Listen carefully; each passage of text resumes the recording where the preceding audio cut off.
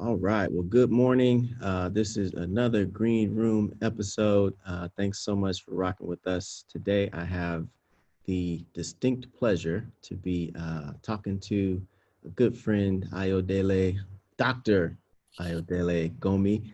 And for those who are watching for the very first time, Green Room and what we're doing with Community College is just opening up conversations to Black and Brown genius across all different fields of study, subject matter experts in different areas. And we want to expose this to the community so that the banana peels and potholes that they might have stepped in, you don't have to, or the things that they know about, you can get hip to, and maybe that sparks something in your own journey or your own career. So um, I will give the floor for a few minutes.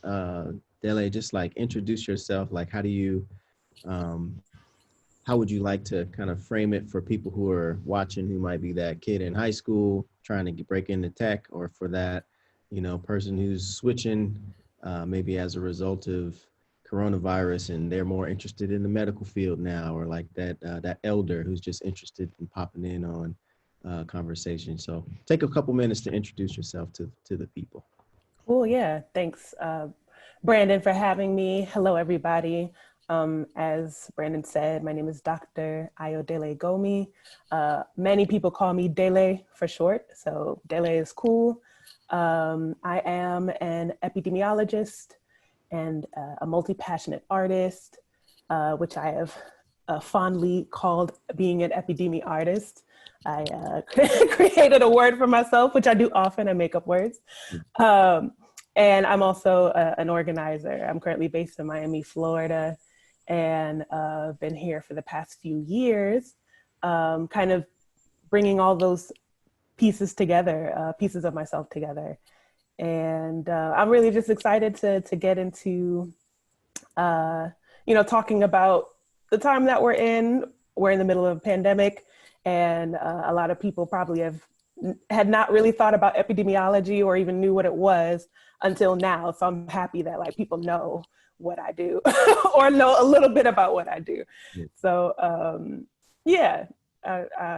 I'm looking forward to getting into some good combo. Very cool. Well, let's take it back a little bit just to give people kind of the full. So, like, where did you grow up? Like, where are you from? Like, your name sounds, Nigerian, maybe? Something, yes, indeed. I am a first generation Nigerian American. That is, my parents emigrated here over 40 years ago to the US and actually, or to North America. I think it was Canada first and then came down to the US.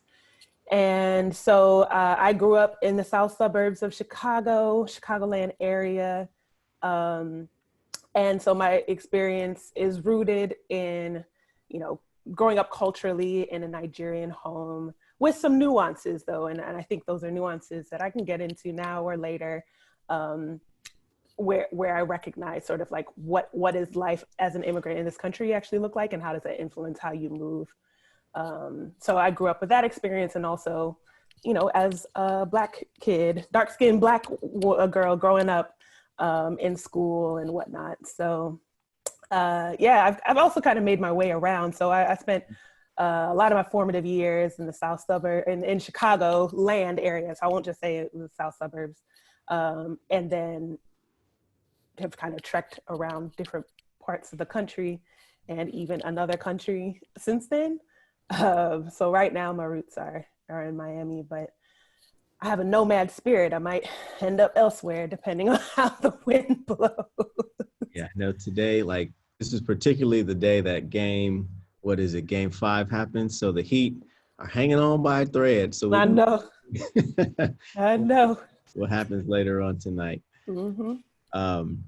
But like the course that we're talking about is called Community College with Intention. So maybe we go to the question of what has community meant to you, kind of as a word and a concept over time, and then like college.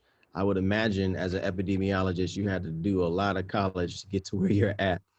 So take a moment to reflect on what community and what college have meant to you over the years. Yeah.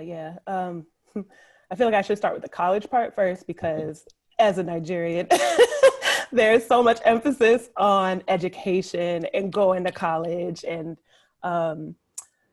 just there being so much of a push of your children to be successful. Mhm. So that looks like going to become a doctor or an engineer or a lawyer or a banker of some sorts, or something with a title. Yeah. Um, so that's pretty much the premise that I went into school with, right? Like, you're going there to succeed and to get really good grades so you can get this good job and do well for yourself. And that was my understanding. And so, like, bringing in the community part for that, that framework didn't really tie in community as I think of it now, which is, like, who are the people holding you down, and like supporting you through, and like you're gleaning different experiences from. It was more about like, how do you do like all of these things to keep you apart, like to make that stand apart. So that was then. Like, I don't think I had a full grasp of the both as I was like coming up. Mm-hmm. Now, I see community as like maybe one of the most important tools for learning about like what world that I live in, like what world am I participating and interacting with, that we see every day, or have some sort of like communication with, right? Like, and what are those experiences, having a chance to really get to know your fellow human around you, get to know your neighbor around you. And not a lot of that is taught in the curriculum that I had. Like, I was taking molecular and cellular biology in undergrad, or taking physics courses at a community college, things to supplement I was pre-med when I was coming up, and now I'm in epidemiology, which is public health. But, at that time, there wasn't a lot of this context. And so I just really now appreciate how much more powerful that context is to, the work that I care about. So yeah, to your point, Brandon, I've done a lot of colleging, a lot of schooling.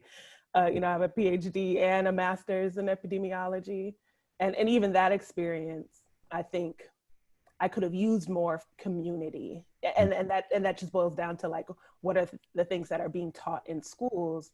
Yeah. And I think we're seeing that now, right? Like, people are really questioning what we've come to learn, even things down to like financial literacy. Like, why isn't that in college? You know what I'm saying? But you might have that conversation with somebody who you're in community with. So yeah, I would say community has helped me to contextualize all this training, more so than the training itself, if that makes sense. I love that. And I'm reflecting, like, for myself, like coming from the Midwest to the Bay Area, there's one guy in particular that I met who was also a Nigerian guy, who took me under his wing when I first got here.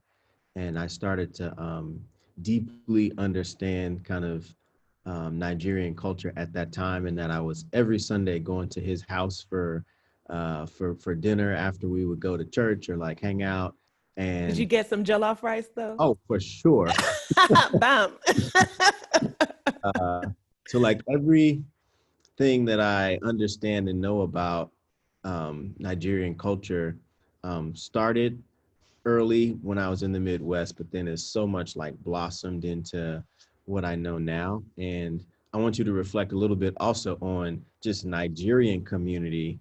And like, you are such a colorful people. You're such a like funny people. Like, you're very opinionated about certain things. So like, what has just give me some thoughts about community from a Nigerian perspective. Yeah, and so that's a great question, because like one of the arguments, and I think about this just from like what are the things that we're up against when you're organizing and like trying to shift the dynamics of where we are, even with like this pandemic, and how much like being an individual is not serving like yes, be your own person, but like you don't exist in a bubble by yourself, right? Like you interact with people every day, in theory.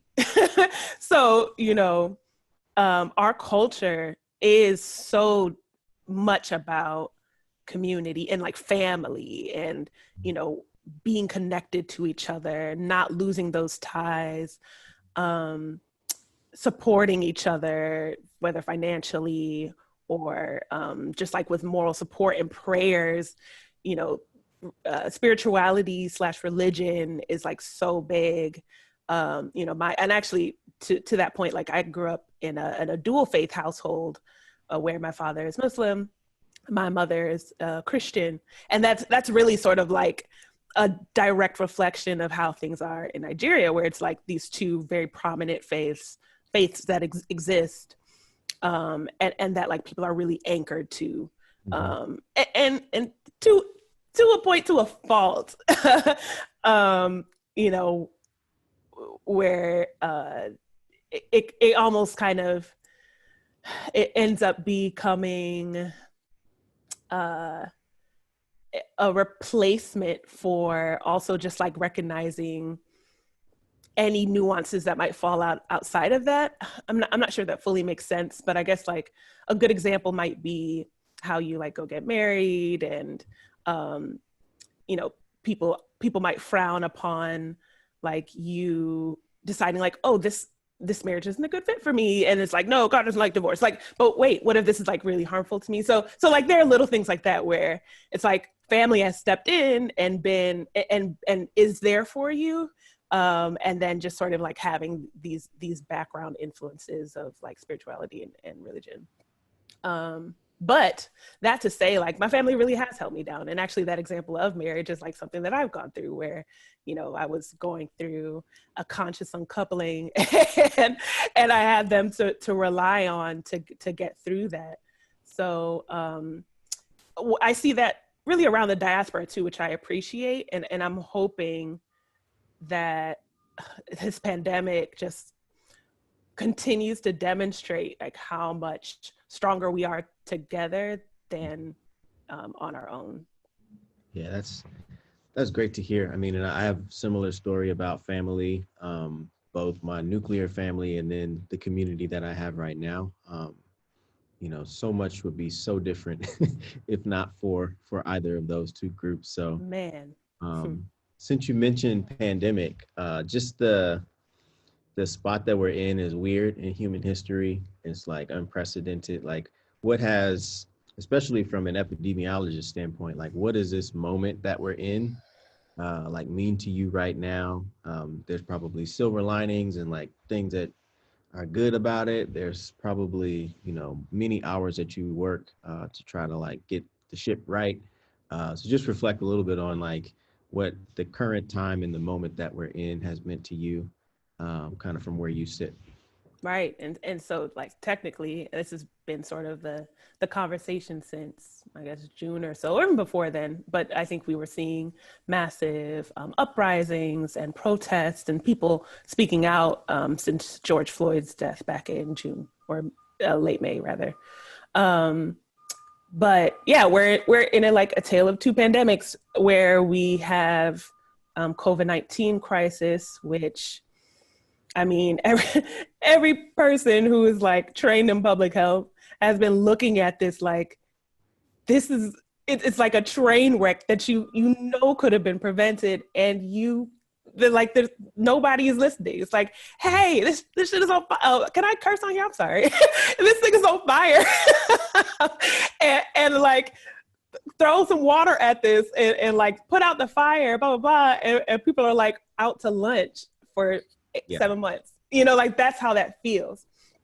Um, so that's really frustrating, to say the least. And frustrating is such a mild way of putting it, because this has cost hundreds of thousands of lives. This has changed the way a lot of people are able to live their lives if they got infected and are dealing with post-COVID syndrome, which we still don't understand, because we're still very actively in this. The scenario is changing every day.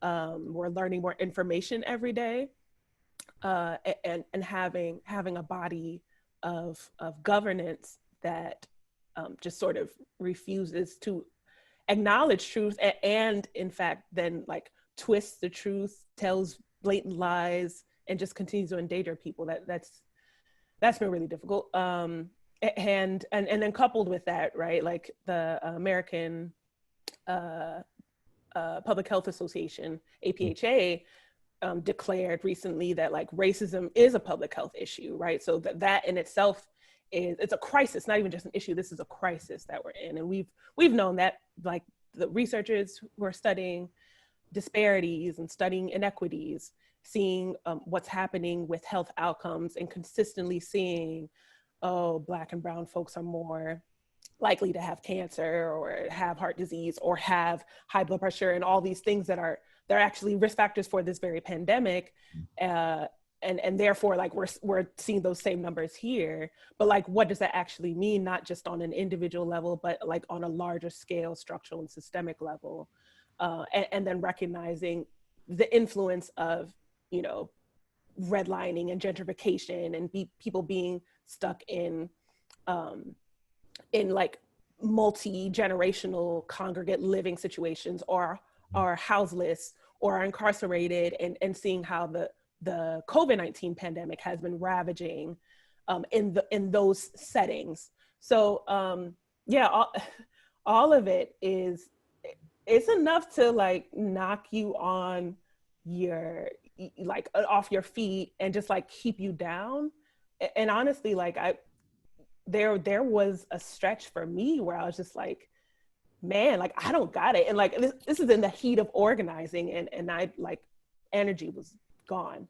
However, I will say, because people are seeing this, and like in the media, we're consistently seeing this like this reckoning, right? It's like a continual reckoning of sorts around like, yes, the, you know, brute force by police forces in this country have been killing Black people disproportionately and for decades, centuries, right? So like that, or seeing how, you know, the fact that people don't have access to healthcare is what's causing or driving a lot of why people aren't coming in to say like, hey, I have symptoms, something is going wrong, or it's delaying them, or they might not have trust because of things like Tuskegee, et cetera. So anyway, people are shifting and their mindsets are shifting. People are becoming politicized, radicalized, and are speaking up. And that, I think, is going to, it is manifesting in the change that's really necessary for us to be able to live and thrive. Yeah. So like, that's kind of where you are in the current here and now.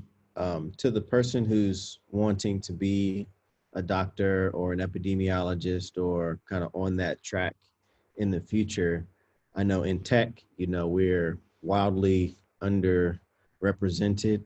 Could you talk about representation and like, even as you were studying to get to where you are today, um, did you feel like a trailblazer? Like, man, there's nobody else here. Like, I got to do this myself. Or just talk about kind of the space that you've made for yourself, or space that has been made for you in order to like move into where you are right now. And then maybe just like day in the life. Is it, how is your field looking? Yeah. So, I mean, in my program, you know, we didn't have very many Black students that looked like me. And in fact, you know, it was still majority female in that case. Like my homie twin fellow epidemiologist is, he was, I think, the only Black male in the entire program for a long stretch of when we were there. And that he might have been, maybe there might have been less than 20 Black men enrolled in epidemiology for our program, with like since the department began, like, so since UNC got an epidemiology program, right? So like that in itself is ridiculous. But I felt like in my experience, and I won't go too deep into it because that like there's a whole separate conversation I could have about academia and just like how traumatic an experience that can be. Yeah, I do feel like just my presence was a trailblazing moment. Just because even and there was a moment, like, let me be like super transparent with folks, because I was in like a love-hate relationship with it and with academia as a whole, to the point where I was like, I'm not going to do this. I got my master's and I left. And in that conversation, with one of the administrators, who was like, you gotta, but what about like what you're doing? And you're like, your presence matters. In that moment, I was just like, I can't breathe right now. I feel I couldn't deal with what was happening in my life. And that was, I mean, what was happening in school, but also what was happening in life. And so I had to step away. But even coming back, I feel like I was still fortified in the support of the same people that looked like me around me, as few as they were. So what I also recognized, because when I left, I went off to pursue other things about myself that that I feel are just as much, just as present, if not more present, than my identity as a scientist or an epidemiologist, being an artist, Yeah. And like wanting to bring creativity to that. And so while I did come back and finish, like I since then wanted to present myself and bring my worlds closer together, as an artist and as a creative. So real life, that I don't think the convergence happened as I completed the PhD. I mean, I did creative ventures on the side, but it didn't come until afterwards. So when I think about like creating space as someone who's a creative and also a researcher in public health, for me, it looks like storytelling.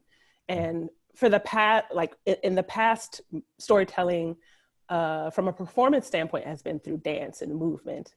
And so I also now consider, how do we make sure like the data that we're collecting as epidemiologists also tells the story of what's actually happening, and not just like what sounds popular or what might be the thing that gets you grant money, right? And thankfully, I have been able to meet other Black epidemiologists. There's the Black Epi Matters hashtag and an account that you can follow, who are really like bringing to light what's really happening in our populations. Because even in the research space, people are running these studies, usually underrepresented. Black and brown folks are underrepresented in these studies, right? It's like making decisions off people who don't look like you, and just sort of like bringing back this importance of like telling people like, hey, we're here and this is what's happening to us. So yeah, so I think it's still very much a movement in progress for me. And part of that has also been, as a public health practitioner, what does health mean to me for the public? And that is like wholeness, both like mind, body, and spirit. And while, some of the work is, directly related to like, how do we create these studies that reflect what's happening and then like inform policy, how are we also addressing like who we are as like individuals and humans and people, not just numbers in a report. And so that's brought me towards practicing mindfulness and like putting that forth as a platform for people to come on and just like get in the presence of being comfortable and being in who you are. Yeah, I did want to talk about that too, because balance, I mean, we go after what our profession is really, really hard, to the neglect of like our own bodies and our own sanity and our own balance. So I know like movement and dance and singing and like arts has been a part of your space in terms of kind of balancing things out. Do you feel like right now you're at a place where you have got it all kind of intentionally congruent so that you're able to have like nice days and like not be super stressed out? You feel like your body's being nice to you and all of that? Or maybe even after that question, like what can you offer to people who are on that journey themselves to try to find a better kind of balance and way to be in this weird kind of time and Yeah. space. And Yep. Yep. Great questions. I feel a bit closer. I do. Or rather, the like while there's like the direct research work where like working with institutions or clients in like data spaces and kind of being able to speak up on behalf of like, okay, what's actually happening to people that look like me. um you know, I think some of the side projects have really been more of where that space has existed for me, where I've been able to kind of like bring my creative self into it. Um, and so that's looked like collaborating with organizations. Like there's one organization here that you know, has used sort of like culture and arts as a way of like bringing attention to issues that are happening in Miami. And then also like for me, I was like, yeah, and we can like extend, like bring data into this, right? And like, how do we put all these pieces together to continue to like demonstrate like this is a story? Because art is universal, but I think data, when put out in a way that's like digestible, is also universal, right? As long as it's not being weaponized against us, or or it's like completely manufactured, right?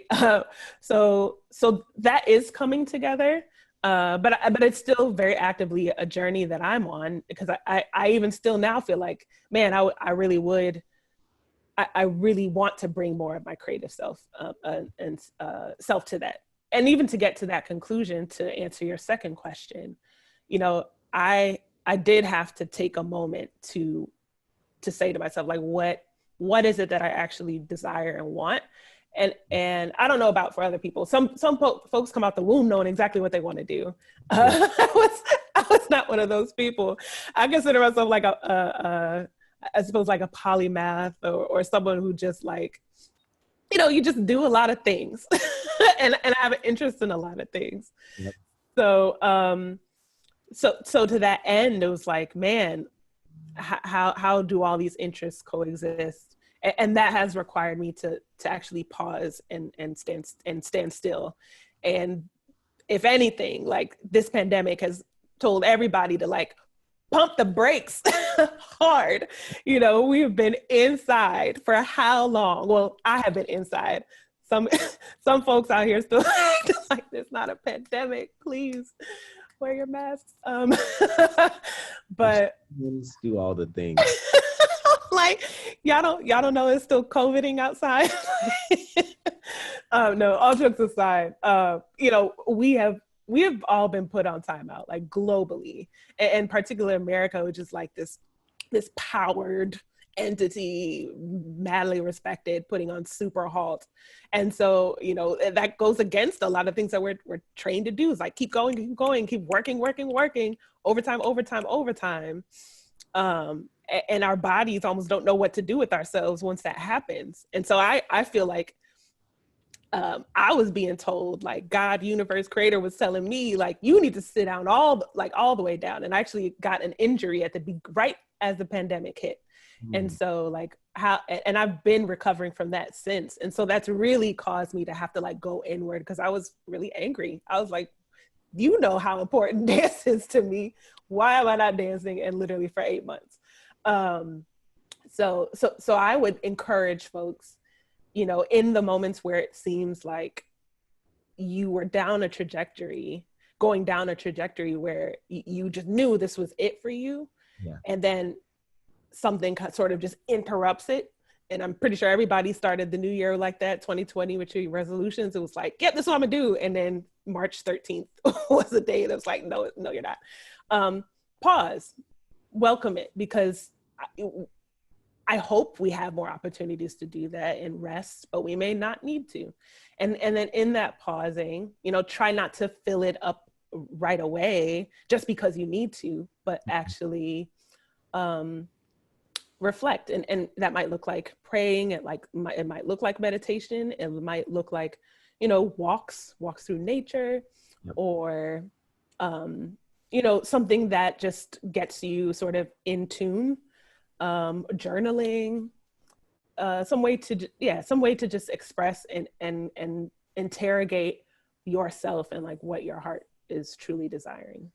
Yeah. And there's a lot of people, myself included, that don't all the way know themselves, in that you've been doing a thing and being on a routine for such a long time that certain things that you might have been curious about or used to do that are not fitting into your current routine have just fallen away. So that when something like this happens, you're like, wait, who actually am I? Like, what actually do I like? What is important? If allowed to rearrange things in my schedule, like, what would I put together as my new normal? So that's Mm-hmm. been such a gift to me, even though like nobody's all the way comfortable with actually how it's gone down. It's been a blessing to not have to commute, to not have to do a lot of the things that I used to do. Um, so Spend yeah, more time with family, yep.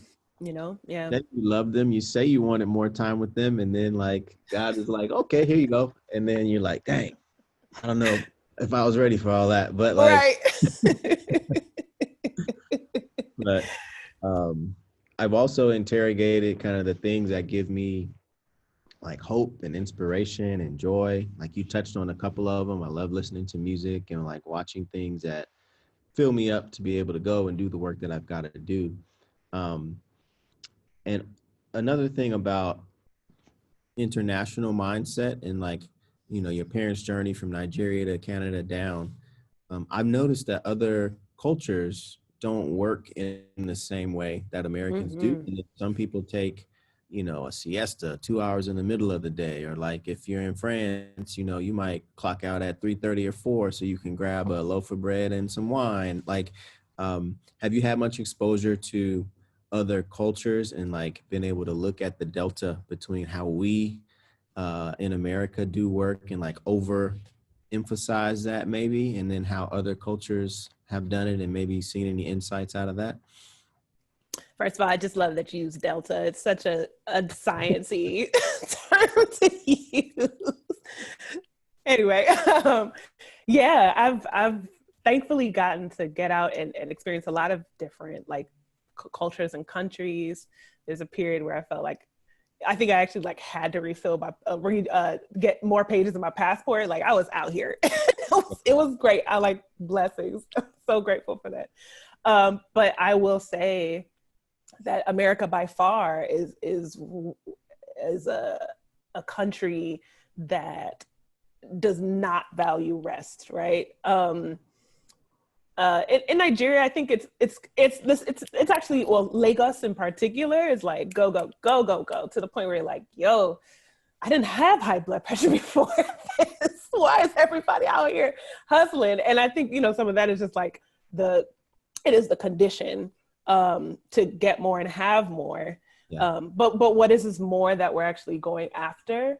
And I feel like other cultures have been able to distinguish between like this possession of like these very material or capitalistic type commodities. It's like we're working towards that thing, or like the American dream, and meanwhile like asking people who have these millions or billions, like, are they actually genuinely happy with all that money? You may not, they may not be able to say yes, right? It's like money can't buy you happiness, et cetera, all those idioms that folks say. But I really do think, and this is even like thinking about a biblical reference to like being content. I think it was Peter that said it, about like being in a state of content, being content with like how things are. Yep. And so I do believe that like that there is a direct correlation between like, do you have the ability to pause from this ability, this hamster wheel of needing to produce, and that be a value, like it is that is how you show your value to the world or to the people around you, versus being like, I'm good whether or not I make this or I do this or I have this title, Mm-hmm. and like can actually be content right here and be present. So I again hope that like this is a moment where, and this is like a quick plug. I don't have a direct affiliation with Nat Ministry, but Nat Ministry on Instagram is like a great. It encompasses sort of like this anti, work yourself to death attitude that we've come to adopt, and pushing towards like, what does it really mean to kind of just like value yourself by resting, by having a siesta for an hour, taking a nap when you need it, or being like, actually, I know I don't have anything to give beyond 6 p.m. on a work day. Yeah. That's awesome. Well, at this time, I thought we'd do something a little interesting. You up for a lightning round? All right. All right, so I'll just do like quick little topics that I think will be interesting for the people to know a little bit more about you. And I'll just fire them off. And first thing that comes to your mind, feel free to just spit it out there. So we'll start easy. Since you mentioned travel, like what's your favorite place, or maybe top 2 places that you've vacationed to or like you've gone to in your life? Okay. Fiji and Seychelles. All right, bucket list, Fiji. How AKA about places off the grid. so I know you've done a lot of reading as a student over time, but how about like books for just your pure enjoyment, for your laughter and entertainment, maybe 1 or 2 books that you really, really love? Children of Blood and Bone, the series, there's only 2 books out, and The Alchemist, both fill me with greatness. Yes, yes. How about I don't know if you could fit this into 2 because I know you have an appreciation for food like I do, but maybe like 1 or 2 or 3 dishes that you really enjoy. I gotta say jollof rice. Like, I feel like this is a default. Same wave, Nigerian food. I love eba and egusi, Egusi. And then, no, I'll just leave it at that. I'll leave it at that. Okay. So I know that, dance, huge part of who you are, what you love, like maybe top 2 or 3 dancers that you really admire or look up to, either like in the past as you've developed or even like present day. Yes, Fatima Robinson, just like the goat of goats. I really love Isabel. Oh gosh, I can't believe her last name is escaping me right now. But she's a really young dancer, maybe like 20, 23, but she hits so hard. It's in all the great ways. And then, oh Lord, there's one more. She's an incredible popper. Oh, I can't believe her name is escaping me right now. Dang, that's gonna bother me. But yeah. Before we get off, we can come back to it. Yeah. We'll stay in the arts category. So like, how about, I know you love all types of music. Like, give me a couple of people you're listening to right now that you're right now. enjoying. Alex Isley. Yes. I'm also listening to Devin Morrison, who would actually have a song together. Anderson .Paak. Yeah. This is I could keep going. We know.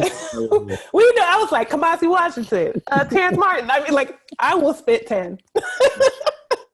How about Avengers? Like, if you're a superhero, right? Which would your superpower be? 1 or 2? Oof. I mean, I feel like as long as I got Vibranium, I'm great. But I would also, I would fly. I would love to fly. I don't know what I'd be. I asked this to everybody that and I still don't have what I would do myself. So, how about favorite sport? Yeah. Twofold: to play volleyball, to watch soccer, football, like non-American football. Mm-hmm. And then since you've hopped around and lived in a lot of different places, what's been your favorite, and this could be for any number of reasons, like your favorite place to reside so far? Dang. London was the first thing that came to mind. Okay. but I also really do love New York. But London felt easy. I don't know. I can't pinpoint why, but it just felt easier. I feel Mm, good when I'm there. okay. Um, that was a decent lightning round. I think we've gotten like a good number of data points out that people could be like, oh, let me go check out that person, or let me go look at this. I Um, remember the dancer though, Cleopatra Jones. ah, Cleopatra. So almost like Cleo, but it's a SHE. I was very like, dang, I know that name's gonna come back to me. okay. I'm gonna She's amazing. review the recording and like look up all these people so I I know. will I will send it to you. Don't worry. I'll send you the names. So we got about 15 more minutes. One thing that we haven't talked about is like um, challenges and failures and like getting through them. And I know I emphasize when I talk to people and I try to put out there, like, I'm trying to save you time so that you don't do the mistakes that I've made. Mm-hmm. Make, unique new mistakes, but please don't make mine so that you could just like get to where you're trying to get to faster. What would you say some roadblocks or some potholes that you stepped in or banana peels that you're like, man, I learned a lot from that, but that sure did take a lot of time. And I would like tell people out there watching to watch out for this or to learn from my experience with XYZ thing. Yes. And I just also have to say for the record that when you said banana peel, somehow an image of Super Mario Kart came to That's mind. why I use it. I was like, and the tortoise shells. Okay, so from like an epi standpoint, I'll just like give that answer because it's there. Um, you know, I and I think this theme probably carries throughout too, but mentorship is like really key. And so do what you can to like speak up about the things that you need. I know, again, in certain academic settings, that might not be the easiest thing, but maybe even hollering at alumni who might look like you as far as like trying to navigate the space that you're in and also like to get those lessons, and they might serve as a mentor for you if they're still in the field and or be able to like point you in the right direction. So I would definitely say like do that. And if I'm still talking to like folks who are in school and you're in the graduate school level in particular, like please use study groups because you need those. You can't do it alone. So that's that. In life, whew, I think if you can spend that time, kind of back to what I was saying earlier, to really get to know yourself, like that investment in self. Yeah. I'm gonna get like kind of deeply personal for a second. So, and I got married. I got married pretty young, like young 20s, early 20s. And I didn't know who I was. Like I think I knew who I wanted to be, but I was seeing the things that I wanted for myself in other people. And so in that way you would get lost in sort of like the sauce of like what other people are doing. And that's not necessarily just in relationships. I think that applies in life, right? So you might go down like an entire rabbit hole of sort of like of admiring a thing that you desire for yourself, and instead of investing that energy inwards, you've invested that energy outwards, which I mean, it's great for them. And by all means, like support the people around you. Yeah. And like, don't forget about yourself. Don't forget about yourself. I think for me, I probably would have fought a little bit harder to bring in the more creative pieces of myself into like the work that I ultimately wanted to do. Because either way, from when I was a very young age till now, I'd always said like, I want to help people. I want like people to be healthy. And initially that came through, oh yeah, I'm just going to be, a doctor, medical doctor. And then that transformed into public health. And then it transformed into, or it's transforming into, like sort of mental health, emotional, spiritual health, and wellness. And then knowing that like the way that I am connecting to that wellness piece is through movement and, sort of, it's like mindfulness and movement. So, being able to kind of like have that come to Jesus moment early as, these things happen in their own time. But I do think had I had some time to like actually sit and get to spend more time knowing who I was, Yeah. I might have arrived at this point a little bit sooner. So Yeah, yeah, that's, yeah.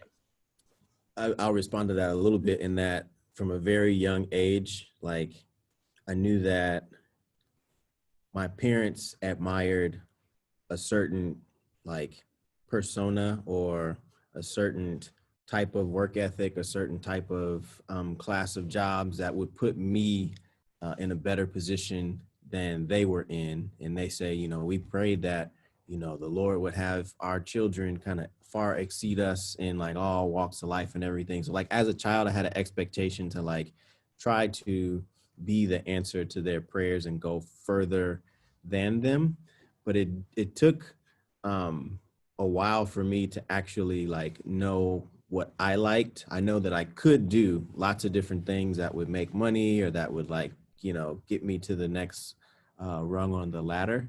But, you know, now mid 30s, it's like, okay, there's so much that I know now about myself or that I understand about the world or that I've learned about people that part of me is like, you just have to go through it in order to like get to it and understand it. And then the other part is like, you know, sometimes good mentorship would be good, but some types of people are the types that have to hit their head and see for themselves and understand for themselves before they'll ever get to the conclusion or the thing that you wanted to teach them from the very, you know, very beginning.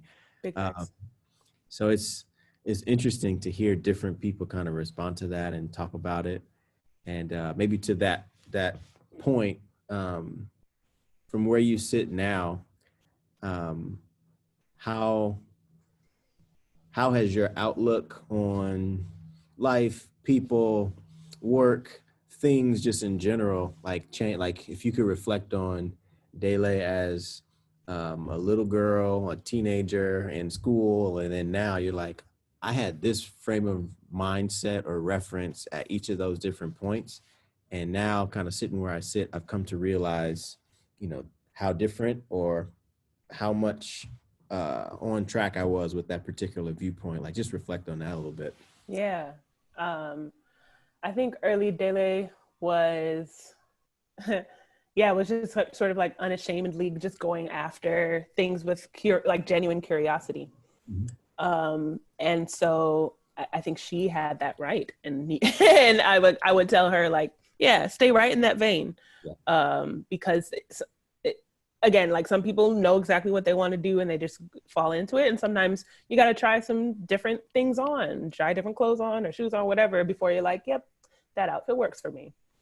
Um, I'll also say that I think, and this is just sort of speaking to, growing up in a Nigerian household, but also being a Black woman or girl, now woman, in America, having a deeper understanding of sort of like what are the ways in which the people who have been typically historically oppressed or suppressed in this country, how much that is linked all around. And to be like very frank, that wasn't something that I was fully learning at home, right? Like even my understanding of like race and racism was pretty limited until like I actually got out there and was like having conversations with people. So I think even in just like the way that I want for us all to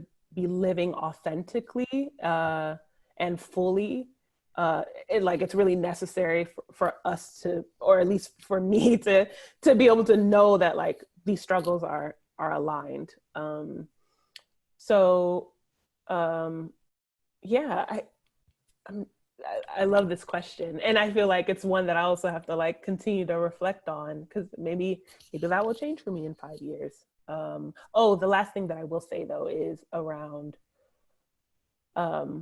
yeah, speaking up for the things that you need, right? So I will say that like younger Dele and then like older Dele would see things, observe, and kind of be a peacekeeper, if you will, Mhm. which is necessary sometimes. And um, I would say that sometimes that came at the sacrifice of, you know, what I needed, or like what I wanted to say or share, or my opinion. And so even just getting to a place of saying I am valuable, my opinions or my thoughts are valuable and they're worth sharing, and your empathy doesn't have to come at the sacrifice of your own personhood. Yeah.